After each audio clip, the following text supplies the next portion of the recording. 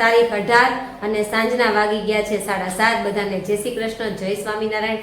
આજે આપણે આ વ્લોગની શરૂઆત કરીએ છીએ અને અત્યારે સાંજના ભોજનમાં અમારી ઘરે છે તુરિયાનું સરસ મજાનું શાક અને બનવાના છે બાજરાના રોટલા અને મારે છે ને બનાવવાના છે વઘારેલા ભાત. એની રેસીપી થોડીક એવી હું તમને આપીશ.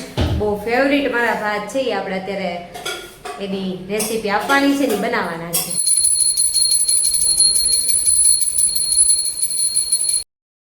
અહીંયા મોટી સાઈઝના કાંદા, ટમેટા અને બટેટા કપાઈ ગયા છે. હવે આનો વઘાર કરવાનો છે. જીરું ને હળદર નાખીને વઘારી નાખ્યા છે આપણે કાંદા, બટેટા, ટમેટા અને અહીંયા બને છે બાજરીનો રોટલો. કાંદા, ટમેટા અને બટેટા અને રાઈસ નાખીને અંદર પાણી નાખી દીધું છે. જેમ કાંદા, બટેટા, ટમેટા વધારે હોય ને એમ મજા આવે. રાઈસ તો તમને ક્યાંક જ જો દેખાતા હશે. અને હવે આને ઢાંકી દેશું. અમારે અથાણામાં એટલું લેટ થઈ ગયું હતું ને કે વાત નહીં પૂછવાની. એટલે અત્યારે દેરાણી મમ્મી કેરી લઈ આવ્યા છે અને દેરાણી કટિંગ કરવા બેસી ગઈ છે. કટિંગ તો કોકનું જ કરવાનું હશે, પણ આવી ગોઠલી વચ્ચે નીકળે ને એ કાઢી નાખવાની હોય. અથાણાની કેરી છે. મુરબો તો મેં બતાવ્યો હતો અગાઉ તમને વ્લોગમાં. કેરી આવી ગઈ છે. જો સરસ મજાના આપણા રાઈસ તૈયાર છે અને અહીંયા રોટલા બનીને તૈયાર છે. આપણે આજે આપવાની છે અથાણાની રેસીપી. અહીંયા જો અથાણામાં કેરીની કટકી જે પિનલ કરતી હતી ને એમાં હળદર નાખ્યું છે, મીઠું નાખ્યું છે અને આને પાણી નાખીને અને ડૂબડૂબા રાખશે. મમ્મી આ હે મમ્મી આ કેટલો ટાઈમ રાખવાનો હોય? 2 દિવસ. 2 દિવસ આ રાખશે. અને અહીંયા ગોળ નાખવાનો છે આપણે અથાણામાં. જો આ જાડું મીઠું હોય ને એ જ લેવાનું, ઝીણું મીઠું આમાં અથાણામાં ન હાલે. પછી આ છે રાઈના કુરિયા, છે ને રાઈ નહીં મેથીના પીળા રાઈના મેથીના ને આ ધાણાના કુરિયા છે, આ મેથીના કુરિયા છે અને આની અંદર જો આ પીળા છે ને એ રાઈના કુરિયા છે. ઉભા રહ્યો 1 મિનિટ.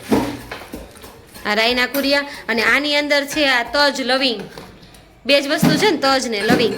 અને આ છે વરિયાળી. આ બધું નાખીને મમ્મી છે ને હમણાં બોળો વઘારવાના છે. અહીંયા તેલ ગરમ થવા મસ્ત મજાનું મૂકી દીધું છે ને અથાણામાં મોસ્ટ ઓફ છે ને સિંગ તેલ જ વપરાય. મમ્મી આ નાખ્યા ધાણાના કુરિયા, હે ને મમ્મી? ધાણાના કુરિયા એટલે ધાણા આખા હોય ને એને વાત કચરા કરી નાખે, એ ધાણાના કુરિયા. આ છે રાઈના કુરિયા. રાઈને મશીનમાં આ બધું કરતા હશે કે મમ્મી? હાથે કાંઈ આવી રીતે થોડું થાય. આને ભવડી નાખવાનું હાચીને લે દાંતું કાઢશો.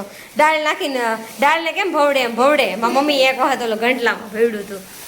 આ મેથીના કુરિયા. હવે મમ્મી નાખે છે જાડું મીઠું. પછી આ છે તજ, લવિંગ, મરી અને આનો ભૂકો કરી નાખ્યો છે મરીનો. વરિયાળી, ગરમ મસાલો ન હોય તજ, લવિંગ નાખ્યા કે નહીં, મરી નાખી એટલે એ બધું એમાં જ આવી ગયું. પાછું બીજી વખત મીઠું નાખે છે મમ્મી. આ રેસીપી છે ને આપણે હાજવી રાખવાની પિનલ. એટલે મમ્મીને ક્યારેક પગ દુખે ને ત્યારે આપણે કામમાં આવે. વરસમાં 1 વખત બનાવવાનું હોય. જોકે અમારી મમ્મી થાકશે તો નહીં, અમને નથી લાગતું કોઈ દી. આ હિંગ જ છે ને મમ્મી?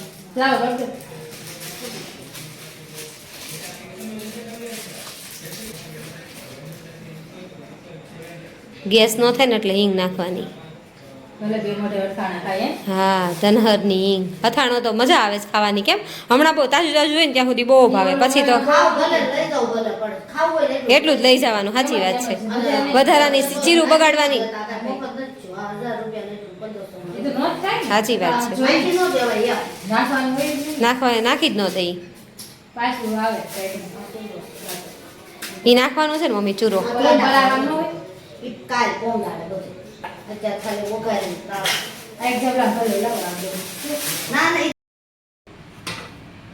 ગેસ તેલ ગરમ કરીને પછી મમ્મીએ પાછું ગેસ ઉપરથી નીચે ઉતારી લીધું છે. હવે આની અંદર નાખશે જે મસાલો બધો રેડી કર્યો હતો ને એની અંદર તેલ નાખી દીધું. અને એક આરે નહીં નાખવાનું, બધું ધીમે ધીમે નાખવાનું. હમણાં કેમેરો નહોતો ચાલો ને ત્યારે મમ્મી એવું કહેતા હતા. આ કંઈક ટ્રીક હોય એની, સમજા? એક હારે નાખીને તો બળી જાય ને એવું ને મમ્મી? એક હારે નાખવી તો આ બોળો બળી જાય.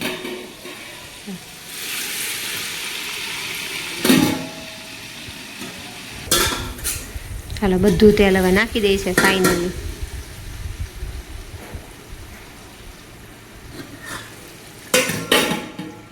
પાછું ઢાંકી દીધું છે.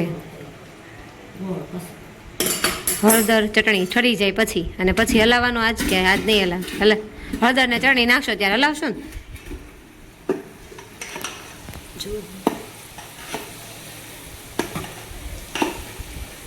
હજી તેલમાં તરતર તરતર થાય છે.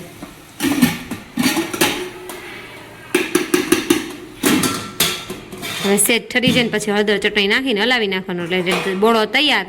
અને ઓલી કેરી છે ને આપણે હળદર ને મીઠાવાળી કેરી જે કરી છે ને હા એનું પાણી બનશે અને એ પલળી જાય ને એકદમ એ કેરી પછી એને સુકવવાની. સુકવીએ એટલે 1-2 દિવસ એમાં કદાચ રહેવા દેશે ને પછી 1 દિવસ સુકવશે. સુકવીને પછી આ જે બોળો વઘાર્યો છે ને એમાં નાખી દેવાની. જો મેળ આવશે તો હું વિડીયોમાં બતાવીશ. બાકી આ રીતની પ્રોસીજર છે. નેક્સ્ટ ડે મોર્નિંગ થઈ ગઈ છે ચકાચક અને આપણે જવાનું છે મારા કાકાની દીકરીને તેડવા માટે શ્રીમંત કરીને. એટલે અત્યારે હું જાઉં છું. 9:30 વાગ્યા છે. એન્ડ સુધી બન્યા રહેજો. સાંજે શ્રીમંતનું હવે તો બધા ફાર્મમાં રાખે, સવારે વિધિ બધી પતાવી દે.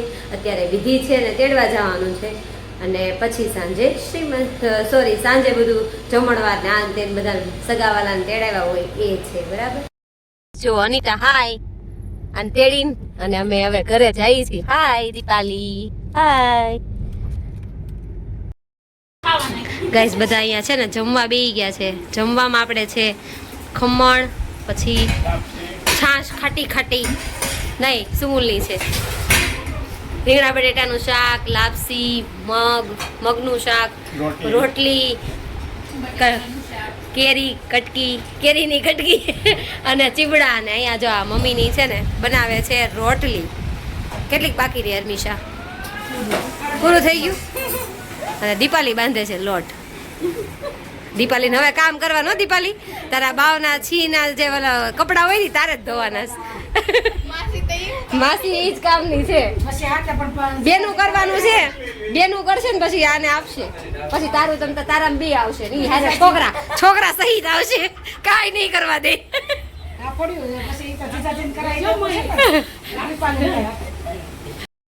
ગાઈઝ, અમારી બેન છે ને એ તૈયાર થઈને જો બેહી ગઈ છે. આજ તો એને જલસા છે. અમે ત્રણેય બેનું જો અહીંયા ગોઠવાઈ ગયું છે.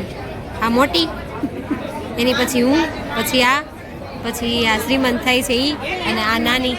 ઓય હાય હાય. અને આ બેનની એને ભાણિયાને છે ને ઘરે મૂકીને આવીશ, લઈને નથી આવી કે હું પછી અહીં એકલી જલસા કરું ને. મઠો દાબું વેવાય વેલા નો કેમ મઠો દાબી લેવાનો. અનિતા હાય. અનિતા હાય. શરમની પૂછડ્યું. ગાઈસ, જો અહીંયા મમ્મી ને કાકી જમવા બેસી ગયા છે. અહીંયા અમારી ઇન્દુબેન આવી ગયા છે અને જમવામાં છે પાપડથી શરૂ કરીએ, છાશ, મઠ્ઠો, ભજીયા, પટ્ટી મરચાં, પૂરી, સબ્જી અને રફેલો બોલતો ખરા જ હો. તો ચાલો જમવા. સવારના વાગી ગયા છે 9 અને આ બ્લોગમાં તમને જોવા મળશે મારા કાકાની છોકરીનું શ્રીમંત હતું. એ બધું તમે જોઈ લીધું ઓલરેડી. અને મારા સાસુએ સરસ મજાનો અથાણા માટે બોળો વઘાર્યો. એ રેસીપી જો કે અમે શીખ્યા અને તમને પણ શીખવાડશું. હું ક્યારેક મારા સાસુના પગ ના ચાલતા હોય ત્યારે અમને કામમાં આવશે કે આ રેસીપી જોઈને અમે નેક્સ્ટ યર કે ગમે ત્યારે અથાણું બનાવી શકશું. તો બધાને ગુડ બાય, જય શ્રી કૃષ્ણ. ફરીથી મળશું નવી સવાર સાથે, નવી ઉર્જા સાથે. ત્યાં સુધી ગુડ બાય.